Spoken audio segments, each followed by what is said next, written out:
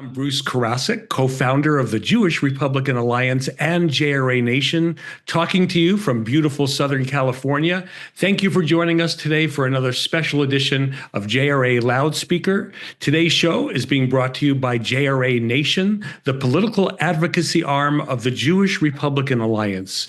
You can now listen to JRA Loudspeaker on Apple Podcasts, on Spotify Podcasts, or you can watch us on YouTube. We are so happy to have our special guest, Dr. Swain, here with us today. We'll be talking with Carol in just a few minutes, but first, I usually open our show with some commentary on the latest events happening in the world, but today I think it's most appropriate to talk a little bit about Carol. It's an absolute honor for me to welcome Dr. Swain to our show, a woman whose life and work I deeply admire. Her journey from abject poverty in rural Virginia to the halls of some of the most prestigious universities in America is extraordinary. She has overcome unimaginable obstacles, from dropping out of school in the 8th grade to becoming a tenured professor at both Princeton and Vanderbilt. Through sheer grit, unwavering faith, and a relentless commitment to truth and justice, Carol has not only defied the odds, she's redefined them. Her academic excellence, best-selling books, and contributions to political and legal scholarship have left an indelible mark on our country. In addition to her impressive credentials, I have such great respect for Carol's courage. In an age where many people shy away from speaking hard truth, Carol is courageous. She challenges the status quo with clarity, conviction, and moral strength, never backing down. Her bravery in confronting divisive ideologies, exposing academic corruption, and defending America's founding values is an inspiration to anyone who believes in freedom, merit, and personal responsibility. It's a privilege to speak to someone who not only talks about courage, but lives it every day. In her book from 2023, The Adversity of Diversity, a great title, Carol argues that DEI programs and affirmative action programs are divisive and undermine meritocracy. She contends that such initiatives promote a culture of victimhood and entitlement rather than fostering a genuine equality. Carol was involved in the controversy surrounding Harvard President Claudine Gay, accusing her of plagiarizing portions of her 1993 book, Black Faces, Black Interests. In response to the authorized, she responded by saying, I'm going to write another book, The Gay Affair, Harvard Plagiarism and the Death of Academic Integrity in 2024, where she critiques and she perceives a decline in academic standards and integrity by prioritizing diversity and merit. Carol has consistently emphasized the importance of fostering a shared American identity. She argues that identity politics and multiculturalism have divided our nation, and she advocates for a return to the principles of unity, shared values, and in her writings and speeches, she calls for leaders to promote American national identity as a means to bridge social division.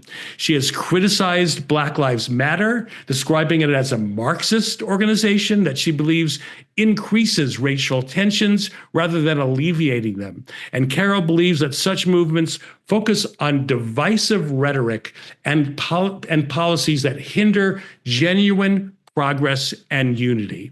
So excited to be talking to Carol today.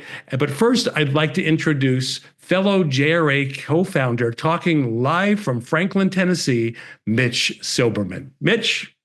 Thank you so much, Bruce. You know, several weeks ago, I had the honor of having lunch with Carol, and as Bruce alluded, she has an absolutely astounding and remarkable life story, which we're going to dive into. I want to touch a little bit about the topic of her most recent book, Diversity Without Discrimination. You know, Over the years, I've realized that some liberal ideas are truly dangerous, some are simply foolish or even stupid, and some sound good on the surface until you dig deeper. DEI kind of sounds good. We all know what it stands for, right? But I've heard a couple other definitions I like better. DEI didn't earn it, or DEI Donald ended it. But either way, when you're talking to someone on the left who knows that DEI is just wonderful, I want to encourage you to ask them some questions and let them answer. Don't browbeat them, don't cite statistics to them, but simply ask them a question. And the reason for this is simple. One of the many things I love about President Trump is he goes on the offense. Our side has been on perpetual defense for decades. So it's time to make them defend these ideas. So if you're talking to someone who just knows how wonderful DEI is, ask them a sincere question and let them answer. First question is, if DEI is so valuable and so important, how come it plays no role in sports? Now, I'm not talking about the front office or coaching. Ask them, are you aware of any coach at any level that doesn't want to put in their best, their strongest, their fastest, their most talented players? Why not? How come DEI has no place in sports? And some other real world situations, whenever, God forbid, you or a loved one needed open heart surgery or brain surgery, ask them, how would you feel if you found out that your doctor maybe shouldn't even have been admitted to medical school? Now they're going to operate on your heart or your brain. Or what about getting on an airplane? I mean, no less than United Airlines said a few years ago, they proudly proclaimed by the year 20 something, 50% of our pilots will be black and or women. No, I want 100% of our pilots to be competent and experienced. And ask them, how would you feel if you're getting on an airplane and the pilot's maybe someone who couldn't pass the test, but was just shoved along because of the color of their skin or their sexual identity? I mean, this has real life consequences. And finally, on a personal note, I will tell you, as a 62-year-old white Jewish male who's not that tall, I don't feel very included in NBA stuff. When I see professional athletes, I don't feel like I'm included. I don't see any diversity. I don't know which HR department I need to file a complaint with, but I'll work on that. In the meantime, I'm going to introduce Carol. As Bruce mentioned, she was born into abject poverty, high school dropout, but she went on to earn 5 degrees, which is remarkable, holding a PhD from the University of North Carolina at Chapel Hill, an MSL from Yale, also earned tenure at Princeton and full professorship at Vanderbilt. It is truly amazing. She's also a former Distinguished Senior Fellow for Constitutional Studies with the Texas Public Policy Foundation, and has also served on the Tennessee Advisory Committee to the U.S. Civil Rights Commission, the National Endowment for the Humanities, and the 1776 Commission. In 2025, Carol received the Frederick Douglass Lifetime Achievement Award for a lifetime of conservative service to the nation. Currently, she's a senior fellow at the Institute for Faith and Culture. An award-winning political scientist cited 3 times by the U.S. Supreme Court, Dr. Swain has authored or edited 13 published books, including her newest, just-released titled book, Diversity Without Discrimination. Dr. Swain is the founder and CEO of Carol Swain Enterprises, Real Unity Training Solutions, Your Life Story for Descendants, and her nonprofit, Be the People. She is a mother, grandmother, and a great-grandmother who resides in Nashville, Tennessee. Carol, welcome to our show. Thank you so much. And I don't think I've ever had that many introductions, but I appreciate the fact that you all seem to be impressed. We are. We are. Carol, you have faced such difficult life challenges and obstacles that you have found a way to overcome, to triumph and succeed. How did you do it? What gave you the inner strength? And if there was someone in our audience right now that was listening to you and facing obstacles and challenges, what would you say to them as words of encouragement? First of all, what I've learned in 71 years is that life is very much a journey. And, the journey starts at birth, and there are periods of ups and downs, and you never see the end product. And I remember as a child not fitting in, but always feeling a sense of urgency. My mother would tell me that I was not like any of her other children, that I was far more serious And I can remember, some of the things that I thought about as a child, but mostly I did not fit in. I felt as if I had been dropped from outer space among people who were not like me. And so that characterized part of my childhood. As a child, I had 4 sisters and 7 brothers. That led to a lot of teasing, mostly from the brothers who called me Frankenstein because I have a scar up here and fish eyes. And it was only in my 20s that I realized that the rest of the world didn't consider me as ugly as my siblings led me to believe. And and so my journey, I went through periods of depression. I did suicide gestures. I had no idea that God had a plan for my life. And I would say God because I was always spiritual, but I was not a person that, traditional Christian. I just always knew that there was something larger than me guiding my life. And so if there's someone out there that's wondering, all I can say is that life is a journey. You don't see the end product. And I believe the people who are called to do the most significant things or the greatest things, they have the most trouble. Believing in God, I believe in evil. And I think there's a plot to take out the people that have been called to do extraordinary things. Wow, thank you. Wow. So, Carol, we were having lunch, and you were very kind. You showed me the title and the cover of your new book. I don't know how long it takes to write such a book, but the timing is impeccable because with our new president, it's only been not even 4 months. He has really come down hard, thankfully, on DEI. How did you know to publish this book at the right time, or was it? Well, the first book is Providence. The first book, The Adversity of Diversity. That book was the one that I timed perfectly, except the world didn't celebrate it. I knew that if the Supreme Court and the Constitution meant anything, that the court would have to strike down race-based affirmative action and DEI because it had gotten so extreme that the affirmative action that was instituted by executive order in 1965 had morphed into critical race theory and diversity, equity, and inclusion. And it did not play any lip service even to fairness. And so white people were being singled out. The children were being attacked in classrooms and told that their ancestors were responsible for all the evils of the world.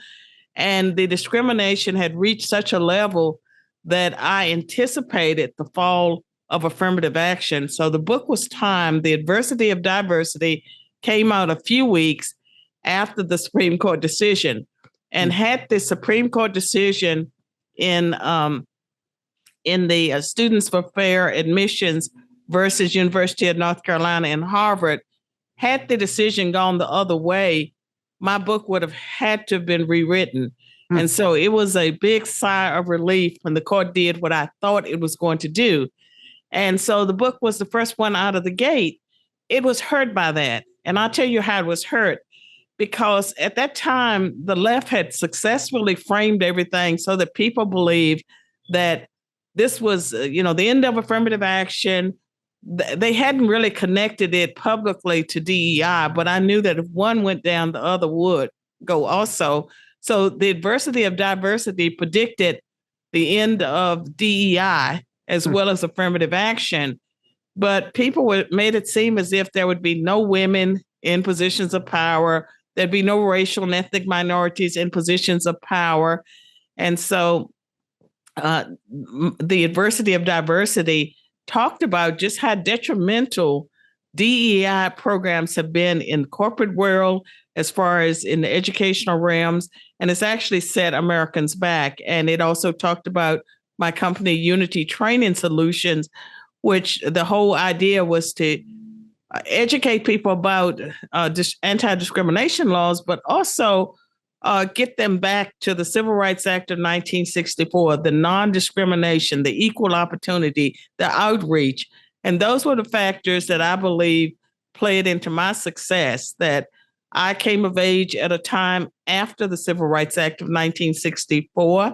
And during that time, there was a search for talented minorities, and women, people made us aware of opportunities. It was easy to get your foot in the door, but not to stay there. Carol, I have a question for you. You were involved. I wonder if you could talk a little bit about the controversy with Harvard, with former President Gay, and talk a little bit about how you think we should deal with anti-Semitism on campus, how the government should deal with withholding certain contributions if they're not complying with that. And I would love to know your views regarding all of that. Well, the plagiarism scandal involving Claudine Gay, I'm not sure it would have come to a head if it had not been for the disastrous testimony before Congress. When Claudine Gay could not condemn anti-Semitism on behalf of Harvard, that was part of what brought her down. The allegations of plagiarism had been around for a number of years. In fact, the New York Post had presented evidence to Harvard, and Harvard threatened them with the lawsuit.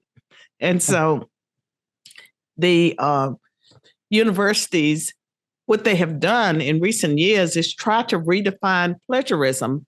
Harvard famously dismissed Claudine Gay's actions as duplicative language without attribution. That's amazing. She's, I had never heard of her before. And then when I found out you were involved, you were the one she was plagiarizing, it was truly, truly amazing. But she's kind of gotten away with it. I wasn't the only one. There were about 20 people plagiarized, and most of them were people that agreed with her ideologically.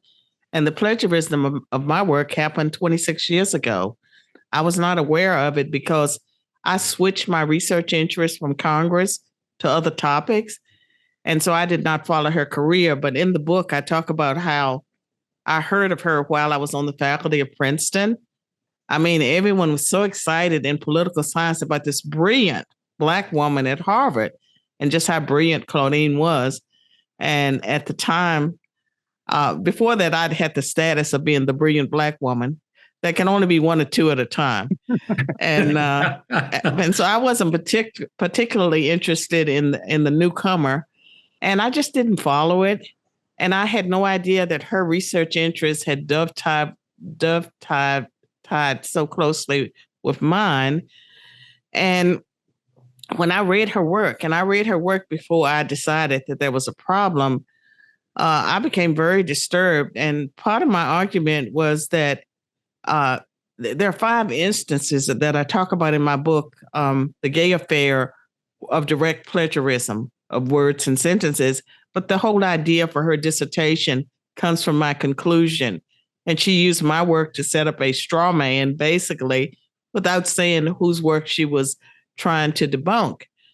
And my work, received 3 national prizes. It was cited by the U.S. Supreme Court. I won the highest prize a political scientist can win. And so, like, I was the person whose work that you'd want to challenge if you were trying to make a name for yourself. And I found problems in 3 of her articles and her dissertation. She made a number of corrections, but she never made any corrections pertaining to my work. In fact, Harvard has totally ignored me, other than the letters that I have in the appendices of my book, The Gay Affair. Those are the interactions. And pretty much Harvard threatened me that it would be a frivolous lawsuit and that I could be liable for the legal fees if I persisted. And they were right in the sense that under copyright law, if you lose, it's a loser pays system. You can be responsible for the other party's legal fees. And I was persuaded by a colleague that actually cared about me, a law professor, that those lawyers were probably making $1,000 an hour and that I needed to find a different way, a better way to pursue justice. And my different way and better way was to publish the book, The Gay Affair. And so The Gay Affair was my effort to get my side out about what actually happened, but also it went beyond Claudine Gay to talk about plagiarism being a problem in journalism as well as academia. And there hasn't been much accountability. There have been other Harvard researchers, administrators accused of plagiarism. There's no evidence that they've done anything about this. What is your opinion on President Trump and his threat to withhold funding to certain universities who allow anti-Semitism on their campuses?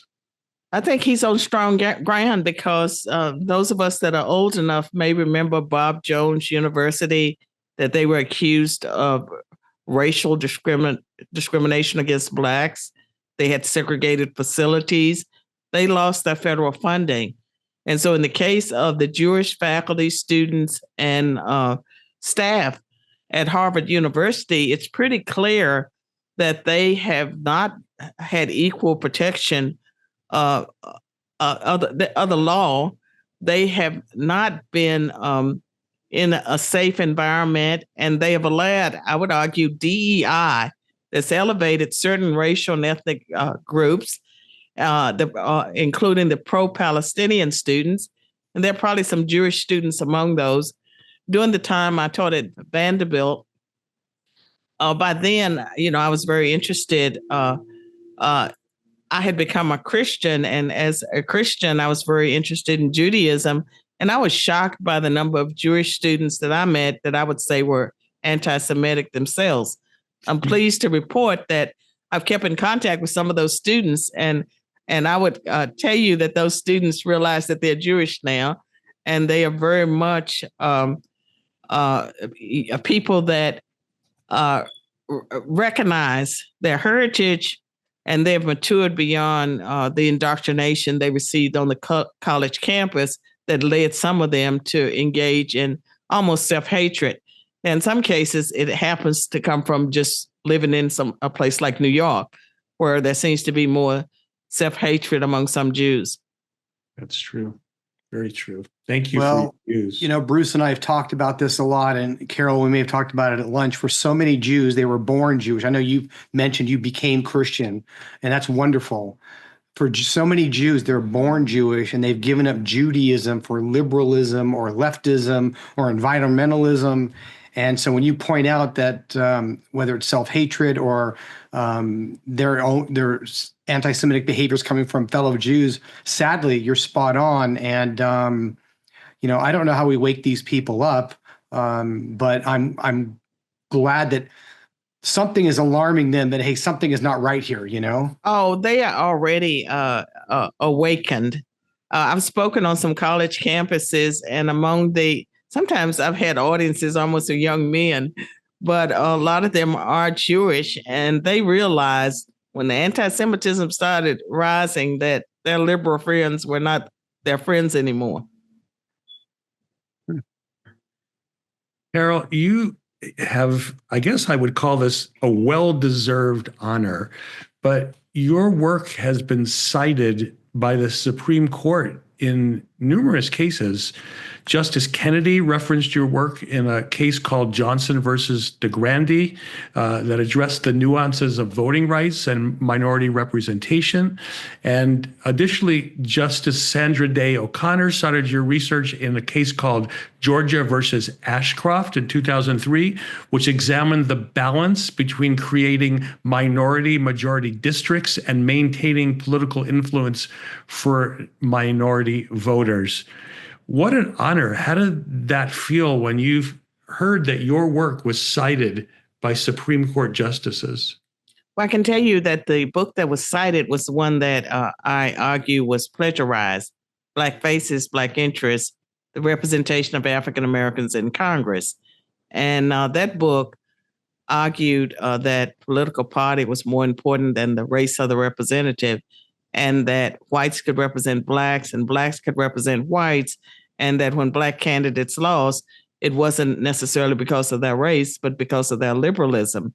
And that was one of the reasons that the book was used in voting rights cases, because I challenged the idea that you needed 65% Black districts to elect Black candidates. And I proved through my data that 40% of the Blacks in Congress during the time period that I collected data were elected from districts that were majority white on election day.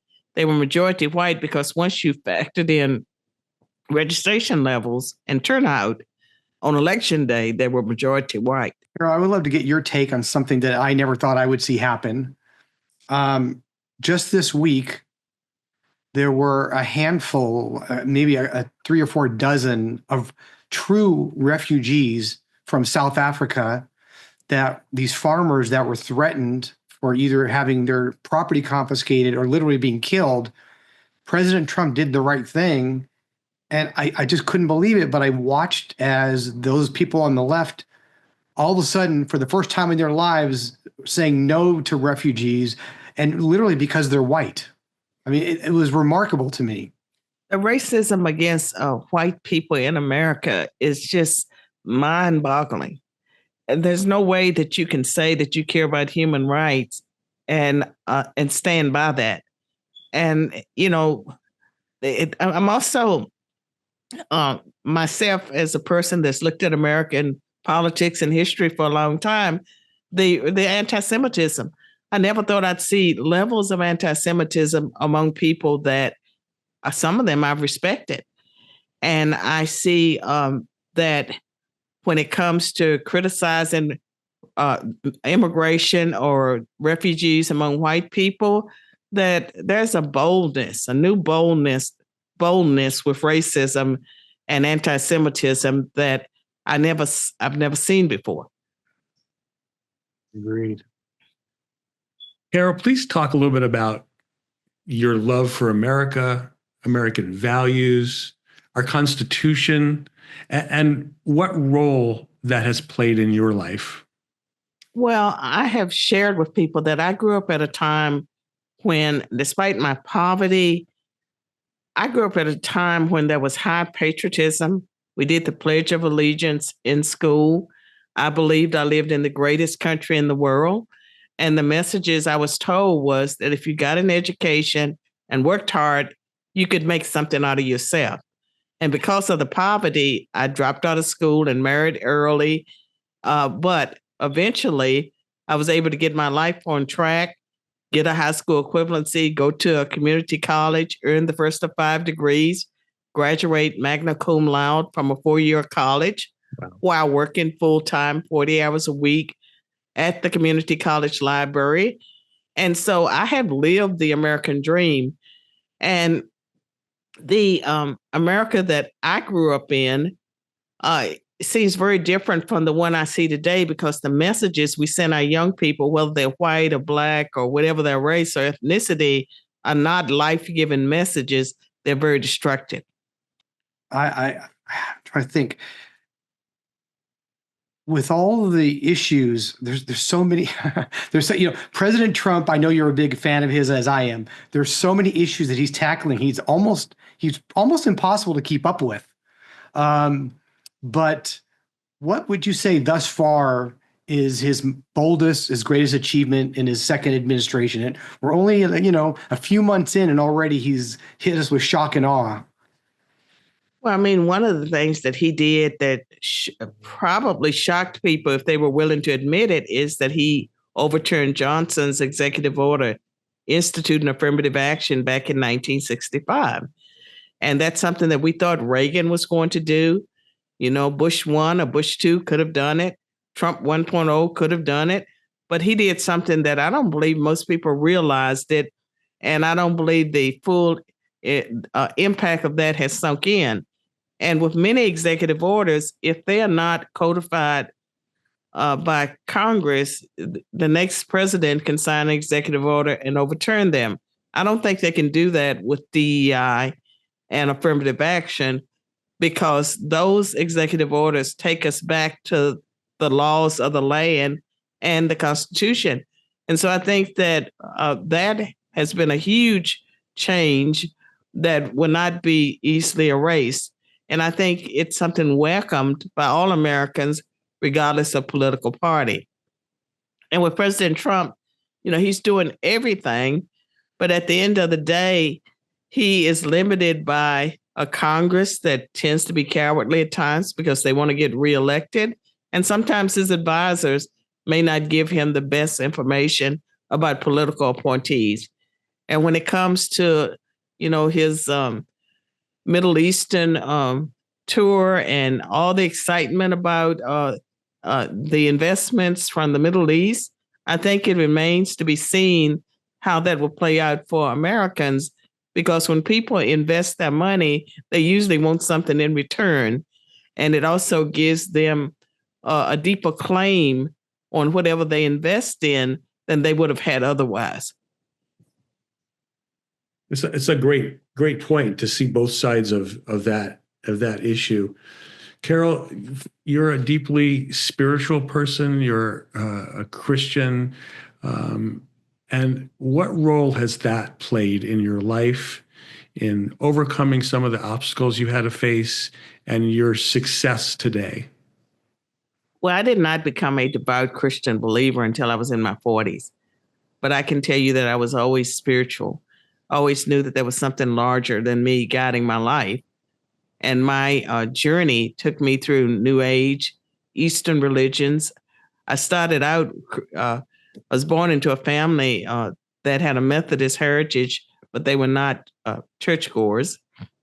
And so as a child, I was not someone that was in church all the time, but I always knew that there was something larger than me guiding my life. And for most of my life, I would have been one God, many paths.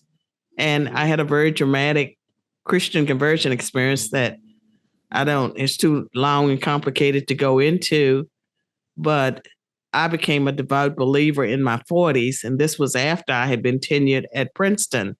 And after I became a believer, I paid a price. I paid a price career-wise. And I often will run into people and they say, I used to be a great scholar. I used to be this. I used to be that. And they really can't understand what happened to me, because I became more conservative politically. And certainly I'm bold about my faith. And most people, many of the Christians that I know, they try to downplay the faith part because there's a cost to be paid if you are open about your faith. Given the shared histories of discrimination between both the Black and Jewish communities, what do you believe are the most meaningful ways we can foster understanding, unity, and collaboration between these two groups in today's social and political climate? Well, I believe knowledge is power, and that the history of the civil rights movement, I don't believe there would have been a civil rights movement without the Jewish people. And we know about the history of Marxism, like the Marxists brought a lot of issues to the forefront. Changes came as a consequence of the nation wanting to avoid the extremism that they brought along with their ideology. But organizations like the National Association for the Advancement of Colored People, the NAACP, clearly there was Marxists and socialists involved with that and the civil rights movement. So I think that people need to know their history, and they also need to know the factors that created friction between Blacks and Jews. A lot of that had to do with quotas. We go back to affirmative action and the DEI that came from that. But that has not been positive for race relations generally.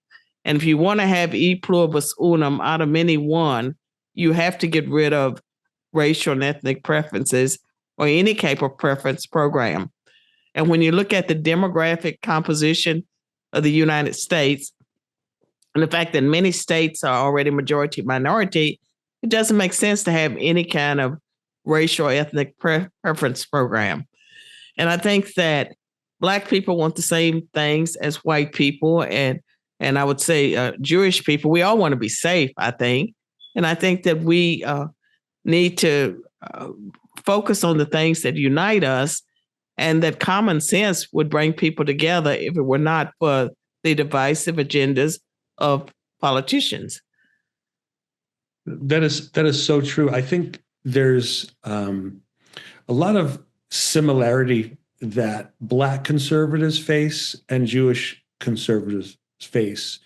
I mean, I think from what we've seen from statistics, there's probably no more than 25 to 30% of Jews in America that are conservative. And I don't know the percentages of how many Blacks are conservative, but there seems to be a lot of persecution, criticism, families that don't talk to each other anymore over the divisions in America. And if you are right, and I do believe that you're right, that we all want the same thing, how do we get to a point where we talk about truth rather than perceptions of truth? I think we're making progress. And one way that we see the progress is that we know the media blitz and everything that Donald J. Trump confronted as he ran for reelection. And despite the false narratives, he was reelected, by a pretty wide margin. And we saw his approval rates rise among Blacks and Hispanics, and I'm sure the Jewish population as well. And so there are ways that the average Americans are getting information. They're not trusting the traditional sources of information. I believe reclaiming our colleges and universities will be instrumental, but I also believe that our society would benefit from a de-emphasis on that narrative that was pushed some years ago that everyone needs a college degree. And there are lots of people that are living good lives. They went to trade school or they have some business that they started, and that we should first stop colleges and universities or prevent them from just being in indoctrination mills. But we also need to celebrate and encourage people who choose not to go to college. I do believe that to have a good life and to be a good person, that it helps to belong to a faith organization, and that there are benefits that come from community organizations and being in association with other people and not being isolated. Agree. I have to ask you a question about today's Democrat Party. I was a Democrat a long time ago, long time ago, but they really got beat pretty bad in November. But there's no self-reflection. They're doubling down on the radical left agenda. And then I saw one representative within the last 48 hours, go to the microphone. It was an elected congresswoman and demand reparations that white America owes Black America. Do you think they'll ever pivot and say, we got slaughtered, we need to learn from this? Or they're like, we're going full speed ahead to oblivion? I think what you see is what happens when you remove critical thinking from education. And so whether they were in K through 12 or they went to a college or university, when you have indoctrination mills, people's minds cannot fully develop. And so they have been indoctrinated with certain thoughts and talking points, and they cannot think themselves beyond that. And that's one of the reasons we need to reclaim our colleges and universities. When I got my education, I was exposed to divergent views. And I believe that those divergent beliefs, views that I was exposed to, it causes you to think, and you have to figure out what you believe, not what someone tells you to believe. I don't think they've ever had to go through those steps.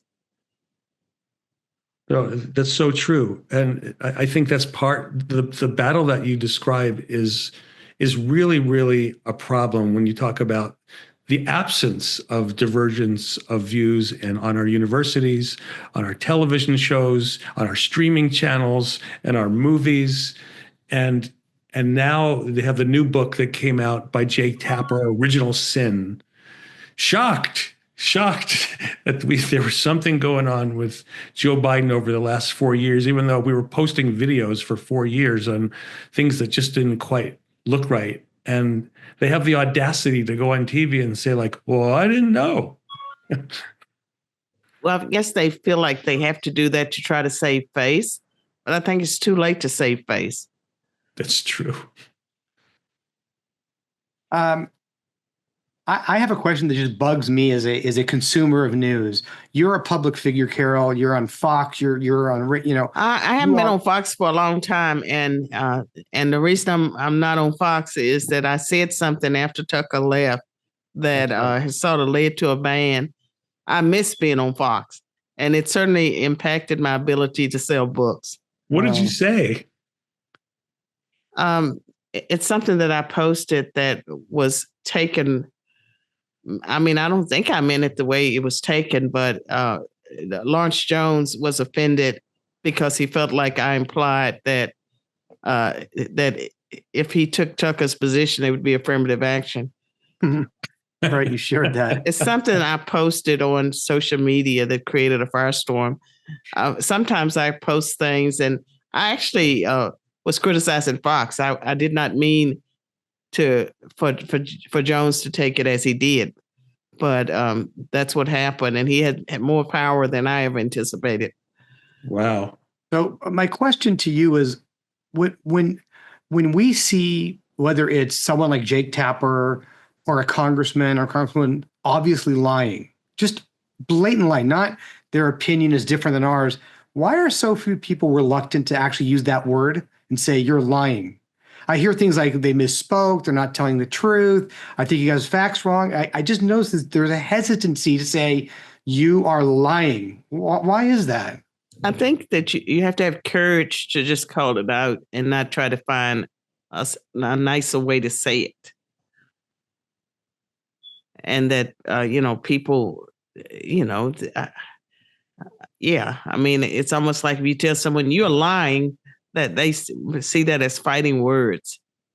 It's easy to say you misspoke. Just bugs me. I think that when the more of us that call it out, it gives other people liberty to do the same thing. But as far as, you mentioned my being on media, I have been on a lot of media, but I also find that there are lots of people, or there are some people that have really worked overtime to suppress my voice and my story. You know who's also become a courageous figure, but he's a Democrat, but he's recently been very, very open to conservative views, and that's Fetterman. Stephen A. Smith, who is on, First Take and in ESPN. But, I've seen him on Megyn Kelly, I've seen him on Hannity, I've seen him on conservative shows, and he's basically saying, I'm open to hearing different points of view. I don't know if he's going to run or not, but just his courage. And I'm even surprised that ESPN lets him do that. Oh, I thought you were going to say Fetterman. Well, him too. Him too. He's now under scrutiny because he's not towing the line that they want him. They backed him, running for Senate. And, as a Jewish conservative, we were very concerned, like, oh my God, another Democrat getting in. But he's proven to be very supportive of Jews and Israel and has spoken his mind. And now they're trying to bring him down. I would say that it's those who are in the Democratic Party that are critical thinkers, they're going to have a lot of cognitive dissonance if they don't question. And so that the people that are raising issues publicly, it is at great cost, but you can't have peace if you see things that are troubling you and you're silent. Or they totally forget what they said in the past, like our governor here in California, Governor Newsom, who's now, advocating any responsibility for anything and trying to reinvent himself here. Well, they don't forget. I mean, that's just part of a political strategy. But I'm saying just individuals that you see that are bold within the Democratic Party, they shut down and try to destroy anyone that gets off, and speaks independently. And Republicans are less likely to do that with the same intensity. So I want to get your insight into something. President Trump's second administration began with such fanfare with Elon Musk and Doge. And what I listen to talk radio a lot, only daily, and I read a lot. And what I'm hearing, and I tend to agree, is when are arrests going to happen? Like you had these Democrats that broke into the ICE building or whatever it was a few days ago. You had so many instances where they say, I condemn this. I'm going to write a strongly worded letter. It's like, when are arrests going to happen? I don't want someone thrown in jail without due process, but until someone is held accountable, is anyone going to step up on our I'm side not and say, now sure. we're arresting you? I'm not sure that's going to happen. I'm not sure. We watch it and it seems like only Republicans go to jail. Right. Only Republicans, are walked out of their homes and with the perv walk, that's for Republicans. It doesn't seem to be for Democrats.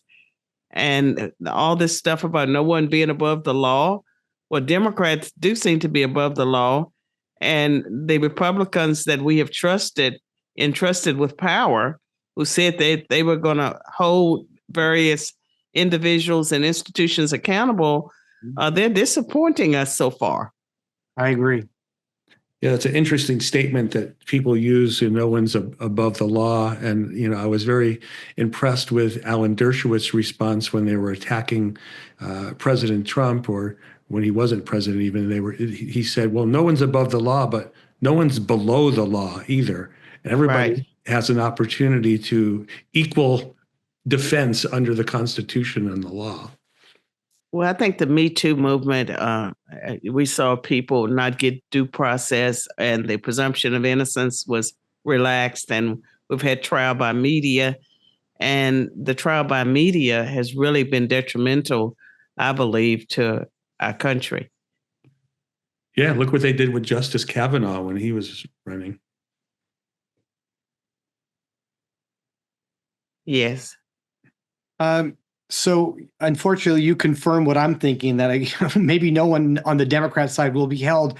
They showboat and say no one's above the law except for us. You better not come after us. You better not. I mean, I dare you. We're drawing a red line. Like they are declaring that they are literally above the law, that they are special and they can get away with it. And thus far, sadly, they are.